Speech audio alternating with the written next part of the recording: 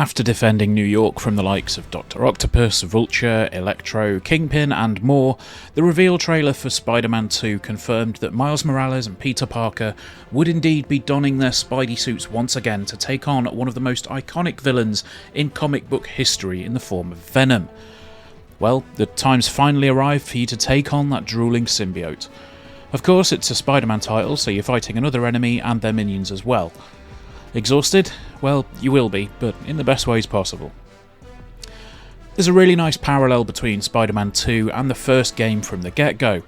Miles is still learning how to be the best Spider he can be, but much like Peter in the first title, he's not as green as he once was. He's gotten to grips with a lot of his powers thanks to the exploits in his standalone game, and he's holding his own against incredibly powerful enemies. Peter plays the role of doting mentor in this one, passing on knowledge and advice to the younger hero as they batter their way through NYC's aggressors in a lightning-paced opening act. He's settling down with MJ, and it's not until a reappearance from a suspiciously healthy Harry Osborn happens that things start to change. I could go into depth about the story here and chart the points that people will undoubtedly expect me to, but honestly it's a continuation of the story that's been woven so intricately by Insomniac thus far. If you've got any reverence for the comics, or indeed the movies, then you know the characters, you know the beats. Until you don't, that is. Things get flipped on the head, old rivalries are rekindled, and new faces are introduced at such a pace that you may well miss something if you're not paying attention. There are some set pieces in here that absolutely blew me away, story moments that went further than I was expecting from a comic book game, and the introduction of Venom is hands down one of the coolest things I've seen in a game in a long time. 3 paragraphs in and I've not even touched on the other big bad of the game. Kraven the Hunter is a character I will openly admit to not knowing much about before picking up my DualSense, but he and his band of hunters are a terrifying group. A merciless killer who simply wants to hunt down those he deems worthy, his plans lead to a chaotic time for Miles and Pete, and unleash havoc on a New York that, let's face it, has probably had more than enough havoc at this point in their lives.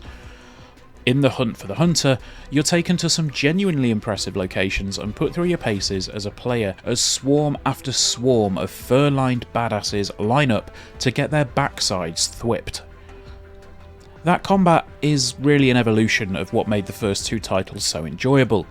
Both Miles and Peter have a slew of new abilities, allowing for some truly dynamic fights to break out.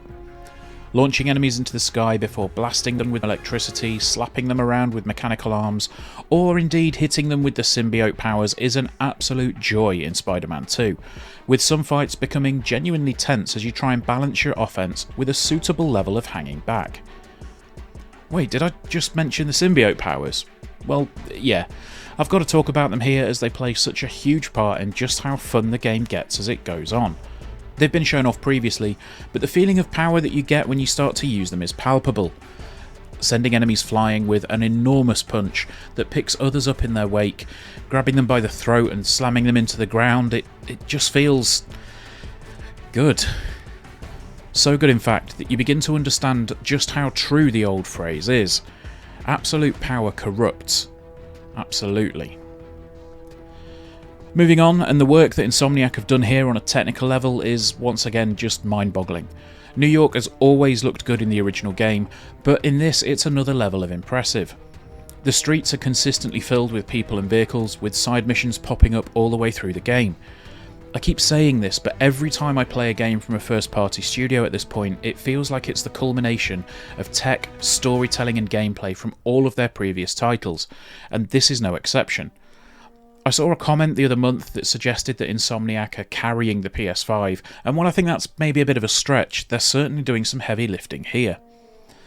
Elements of Ratchet and Clank are dropped into the game at a moment that genuinely made me slap my forehead and say, well of course, out loud, while some of the areas in the back half of the game had me pining for a Resistance Fall of Man remake with the tense and brooding atmosphere. This is Insomniac's apex, and I'm genuinely excited to see what they do with Wolverine and have absolutely no idea what to expect from it. The game runs at a solid frame rate, whether you want to play it in fidelity mode or performance mode, achieving either 30 or 60 respectively.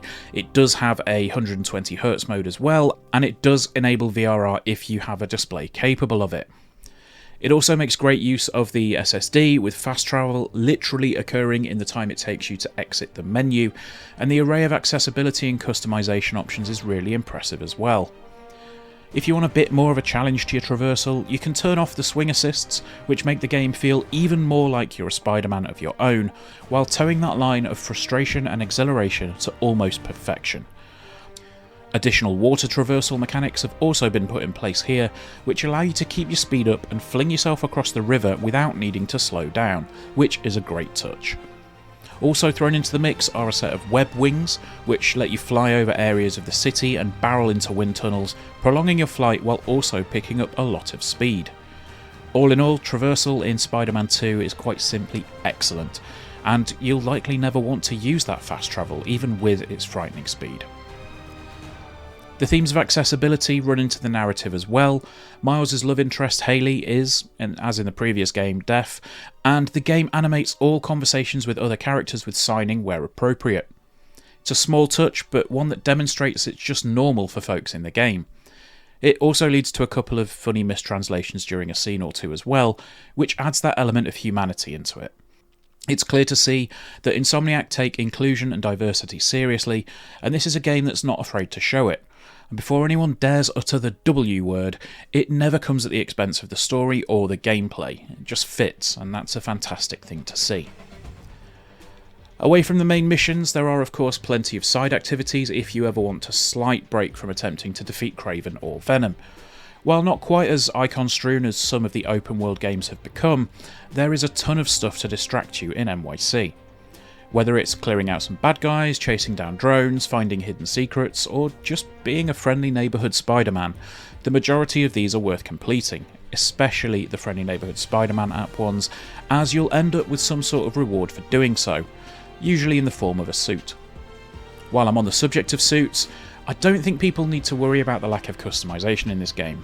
There's, well, a lot. There's not much to dislike here if you're a fan of the previous games. My only major criticism is at some points it felt like there was one group of enemies too much in a sequence. Sure, battering 7 shades out of tons of goons is an enjoyable feeling, but realising that you're not quite done with them and there's another batch steaming in immediately almost felt overwhelming.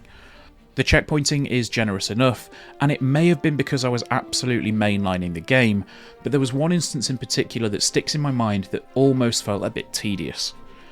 Other than that, I don't really have any other big issues with the game.